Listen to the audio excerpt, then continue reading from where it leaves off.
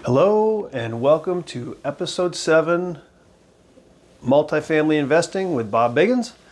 I'm Bob Biggins, your one and only host.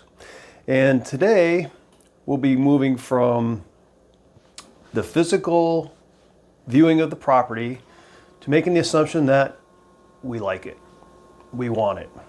And as Grant Cardone says, it feels good. It just feels good. I like the feel of this one. So you're hooked. What do you do next? Well, if you're dealing with a residential, you'll probably have a broker or real estate salesperson, and you would write up a buy and sell agreement. And that would be executed between you and your real estate agent and the seller and his real estate agent.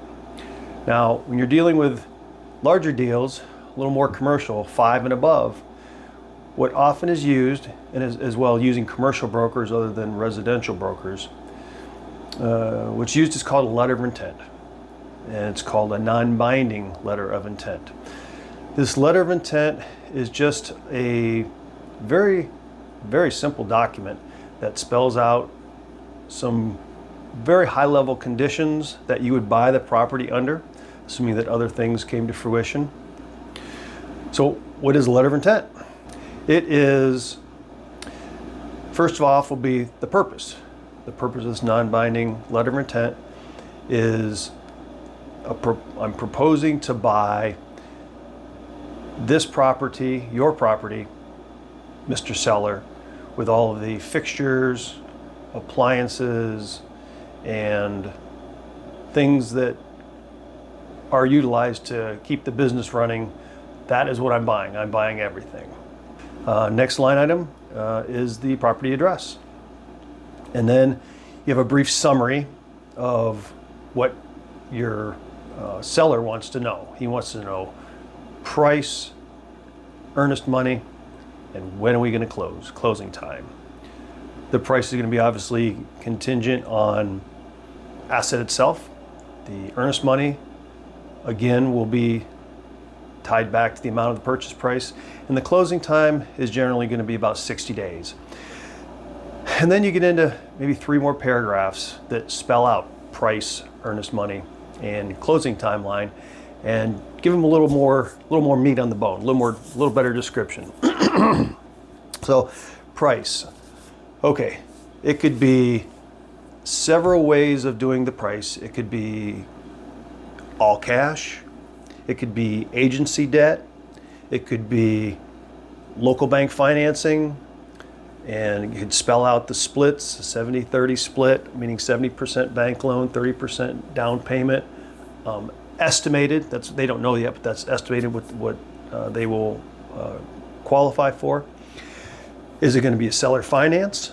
Is the seller going to pay the down payment, meaning they do a seller carryback? So a deal I did recently was the seller took back almost the entire 20% of the down payment. So I pay that seller direct. I put in very, very little money. It was a heavy lift. It was a large value add. So my down payment amount, which would have been in the hundreds of thousands of dollars, ended up going into the asset itself. The seller, he carried the paper for that down payment. I pay him monthly direct. We created a private money mortgage for that. And he took second position to the bank. The bank gave me 80% of the money. So the seller received 80% of the money. He's holding 20, and I'm paying him down, and we're gonna have a 3-year balloon, at which point my value add will raise the property value by probably $500,000. So I'll go back to the bank, pay off that other mortgage. 2 years or 1.5 years from now, I'll get a whole new mortgage and probably do a cash out refinance. So I'll get all my cash that I spent on the asset, put that money in my pocket, and then the asset will support that higher debt load, and it will be less profit, but all that money will come back to me tax-free because it's a loan. So that's a roundabout way and an example of how to use some seller financing, creative financing, to get deals done and not take a lot of money out of your pocket. Or if you don't have a lot of money, or if you're a newer investor and you have, you can put in sweat equity and time, you have more time than money, that could be a way to get your first deal done, or even your third or fourth deal done. Just a straight land contract. You could say, I'm proposing to do a land contract and I'm going to give you this much down. I'm proposing I'm going to do a 1031 exchange. Maybe you have a single family house. You're going to sell your single family house and you're going to roll that money into the apartment complex. You take that house you've moved into, you lived in, you take the proceeds and roll them in a 1031 exchange into this bigger asset, and maybe you go live in one of the 10 units or 20 units, and you're managing. And you don't have any kids yet, you can hustle, and you're just working on and managing your own asset. That's one other way, is to utilize the 1031 exchange and put that right into your price. The seller knows that you mean business and you know what you're talking about. Earnest money.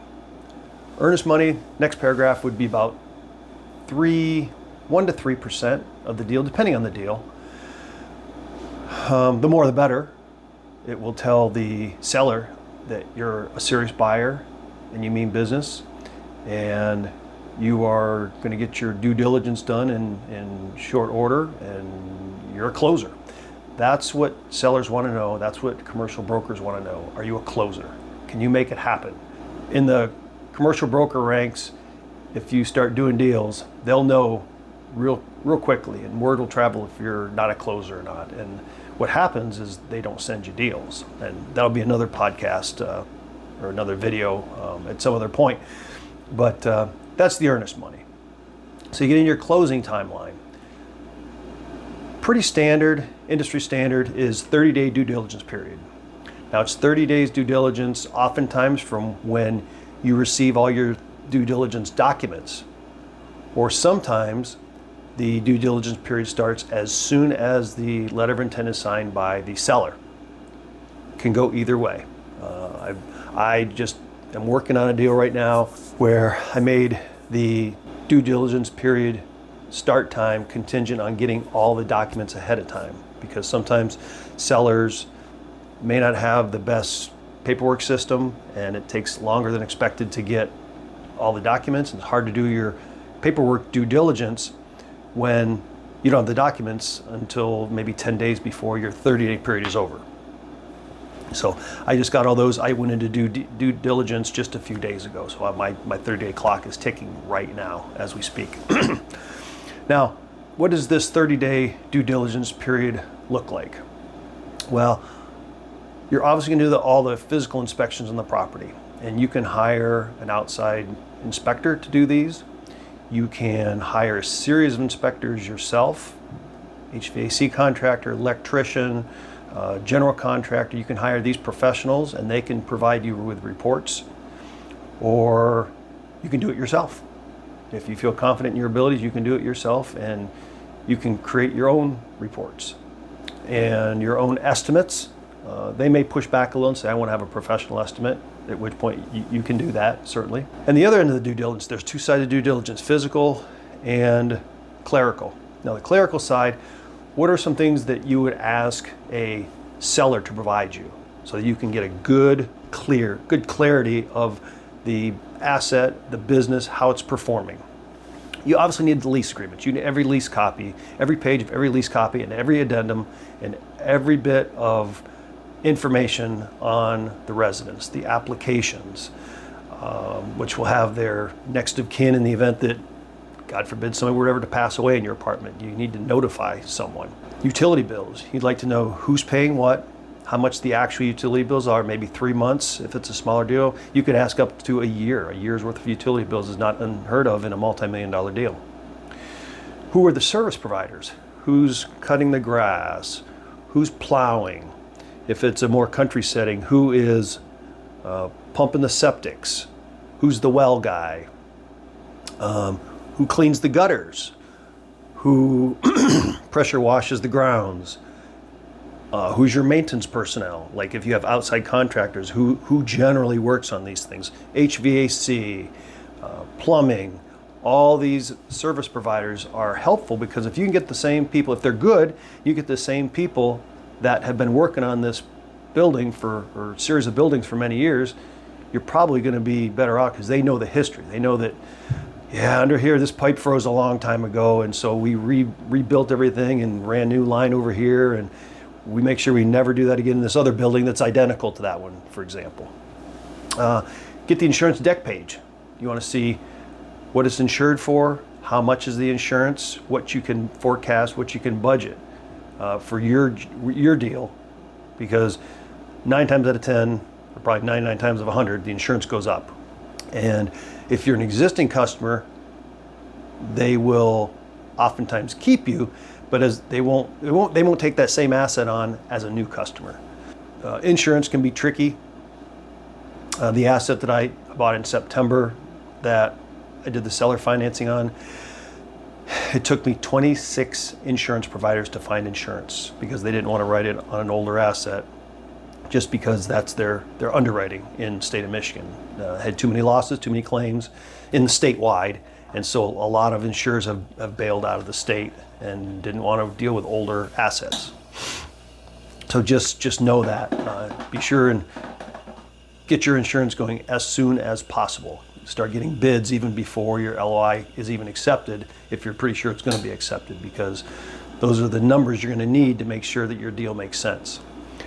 Bank statements. It's not unusual to ask for bank statements, because operator may say, yeah, I'm fully occupied, I'm getting rent of X, Y, and Z, and then you take over and you have people that said, no, that's not what I paid. I paid this smaller amount. He said I could pay this smaller amount. You're like, well, the lease says this, why are they getting a discount? Well, it's their cousin or whatever. So requesting bank statements, and you tie the bank statement amount to just about every lease. It's a hard thing to do. Go back through and make sure everything lines up, but then you know what you're buying. Ask them for the property tax information, if there's any special millages on there, if there's been sewers ran around the property and they've been paying this amount extra for years and years, but it doesn't show up exactly on the public records, it's just on your particular property tax statement, you'd want to know that. Certificate of occupancy.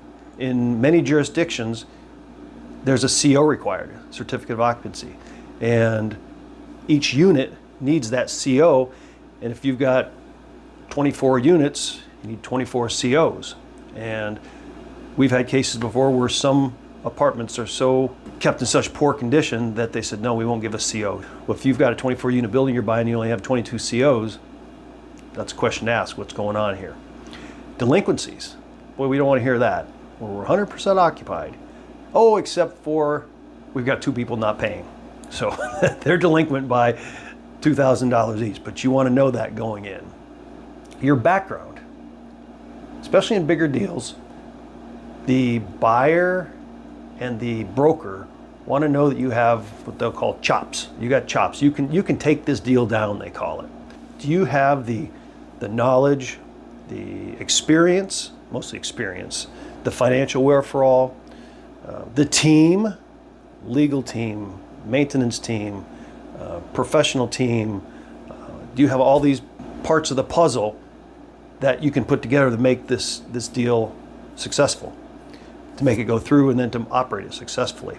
Oftentimes, operators will put a brief background up to and including, almost like a resume, their college education, what certifications they have, what classes they've taken in real estate, who are some of their mentors, who has taught them along the way, how many years they've been into it, how many units they have, the addresses of some places you've actually taken down. If you've taken down more than one or more assets, put those right in there to show that I've already taken down 20 units and yours is 24.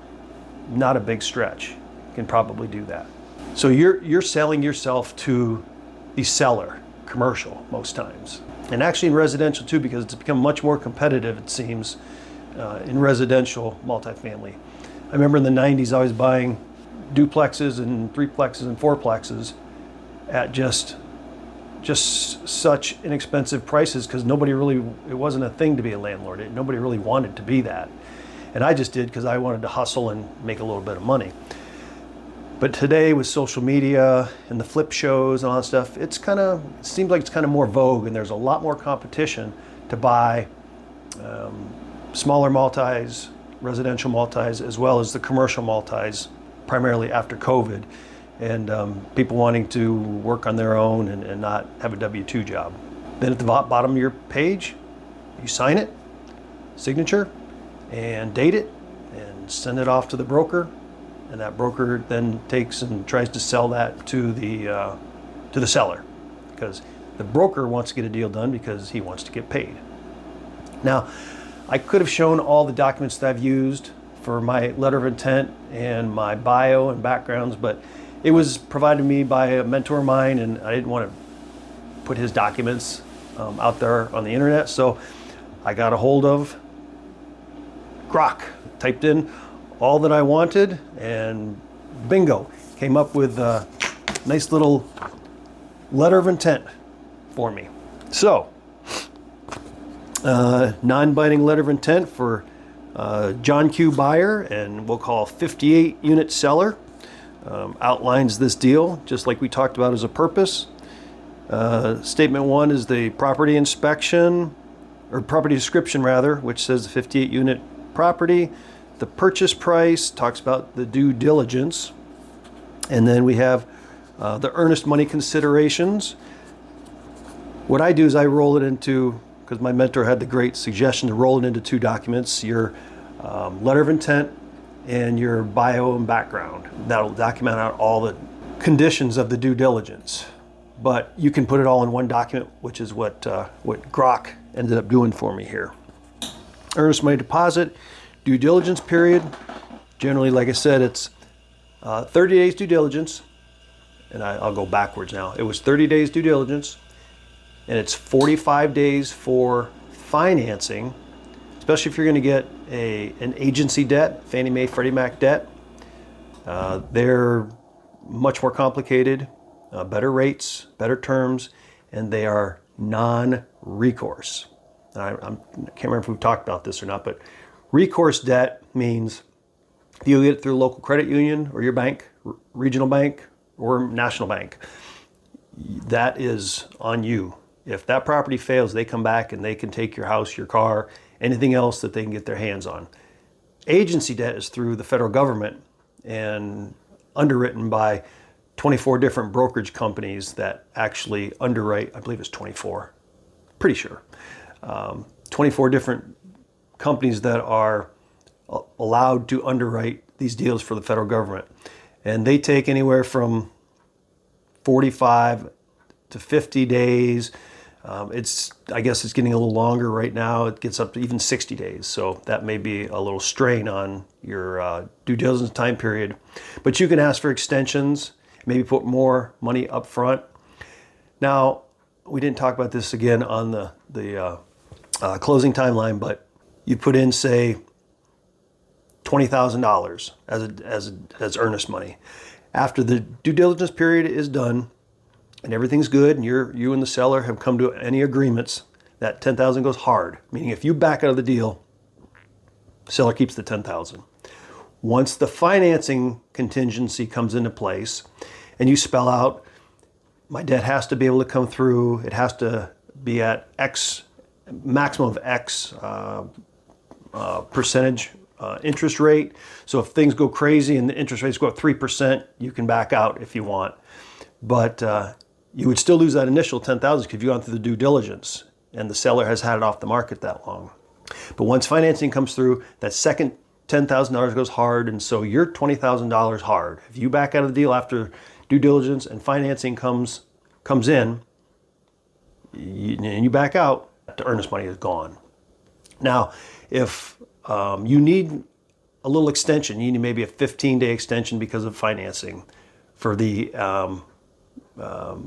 because your financing just, your bank didn't come through, or Fannie, your agency debt didn't come through, you can request and put this right into your LOI 5, 10, or 15 days, and I'll pay an extra $5,000 in earnest money So if you need that closing extension beyond 60 days, you can ask for a 5 or 10 day continuation, but that may cost you $5,000 or $10,000 in additional earnest money that will go hard. So then, closing date, this is the 60-day period that Grok put together that is the same as I use. Confidentiality, both parties maintain that we're going to keep this conversation and this transaction confident. It's a non-binding letter of intent. And it's exclusivity, which I don't have in mind, but seller agrees to negotiate exclusively with buyer for a period of 30 days from the date of the LOI. And usually, once you have an LOI, nobody else is going to work with you. When the brokers submitted an LOI, they'll tell other people, hey, there's an LOI submitted, my buyer's evaluating it. Once it's agreed upon, you have that 30 days exclusivity. And they won't market the property for any more time there either. And then it goes into number 10, the due diligence materials, which we've gone into in great detail. Rent roll, property documents, operating statements, leases, contracts, service contracts. And then it gives an expiration. And then you sign it and send it off to the broker. And hopefully the seller signs it and you ink your first deal. So that's what we have. Once you've financials on your property that you're looking at, you've done your physical, you've gone to the location, done the physical inspection, and you've submitted your letter of intent. Now it's up to the buyer. So next episode, we'll be getting into the next steps of what happens next. But until that time, thank you for tuning in to Multifamily Investing with Bob Biggins, and we're signing